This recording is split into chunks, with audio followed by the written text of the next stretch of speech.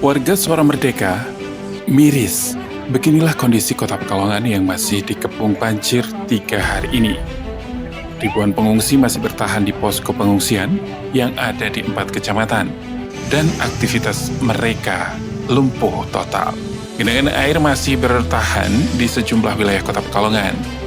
Hari demi hari, banjir belum juga surut, merendam pemukiman warga, jalan, lingkungan, hingga fasilitas umum. Aktivitas masyarakat pun lumpuh. Sebagian warga terpaksa bertahan di rumah dengan air setinggi lutut hingga pinggang. Sementara lainnya memilih mengungsi demi keselamatan. Banjir tersebar di 4 kecamatan yang terparah terjadi di sejumlah kelurahan, seperti Tirto, Panjang Baru, dan Pasir Keraton Keramat. Suara pompa air terus meraung tanpa henti.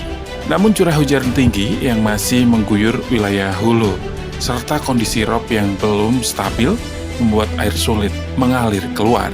Bagi warga, banjir kali ini bukan sekedar bencana tahunan, tetapi ujian kesabaran yang berkepanjangan. Banjir masuk rumah sejak kapan? Sejak tadi malam jam 9. Dan itu masuknya sama berapa? Ya tergolong cepat. Soalnya benteng Sungai Bermi sudah limpah lebar sejak jam 8. Dalam 8 malam. Masuk dalam rumah berapa? Kira-kira yang 70 cm. Melihat kondisi tersebut, Wali Kota Pekalongan, Afzan Arslan Junet, menetapkan status tanggap bencana selama 14 hari ke depan. Keputusan ini diambil sebagai langkah cepat untuk memaksimalkan penanganan banjir serta mempercepat penyaluran bantuan kepada masyarakat terdampak. Dengan status tersebut, pemerintah daerah berharap BPBD, TNI, Polri, relawan, serta instansi terkait terus melakukan evakuasi warga, pendirian dapur umum, distribusi logistik, dan pelayanan kesehatan bagi korban banjir. Pompa-pompa air juga dipersiapkan secara maksimal untuk mempercepat penyedotan genangan. Warga Suara Merdeka, selama penanganan darurat, Wali Kota yang akrab disapa Aaf ini juga menegaskan pentingnya kewaspadaan masyarakat terhadap potensi penyakit pasca banjir, seperti diare dan penyakit kulit. Pemerintah telah menyiagakan tenaga medis serta pos kesehatan di sejumlah titik pengungsian. Di tengah genangan yang belum surut, harapan warga tetap menyala. Mereka berharap air segera surut dan aktivitas bisa kembali normal. Sementara itu, pemerintah daerah berkomitmen untuk terus hadir, memastikan warga tidak sendirian menghadapi bencana yang masih berlangsung. Lah, kalau untuk warga sini berarti akhirnya mengungsi? Ada yang mengungsi, ada yang tidak. Kalau di rumah itu sampai berapa meter tingginya itu yang masuk ke rumah? Kalau ya masing-masing nih Pak ya, kalau di rumah banyak kan ada yang gini, ada yang gini, tergantung rumahnya aja. Rumahnya masing-masing. Iya.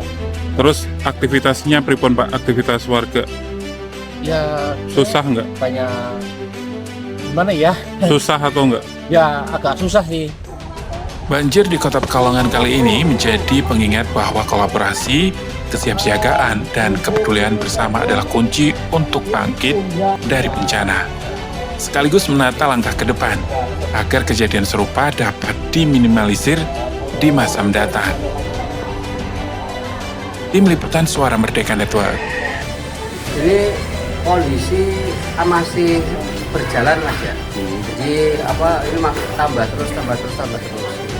Tadi ketika jam 5 pagi, setengah 6 itu, data terakhir itu kita ada 98 kakak, jiwanya itu sekitar 260.000. Tapi ini makin banyak, sekitar ini kalau jumlah mungkin ada sekitar 320 jiwa sekarang. Untuk kapasitas aula sendiri? Nah, ini memang kondisi kapasitas aula ya sekitar mungkin untuk 200. Memang kita akhirnya menggunakan selasa dan tempat parkir. Jadi kurang, tapi sebenarnya kami sudah akan menambah tempat lokasi pengungsian.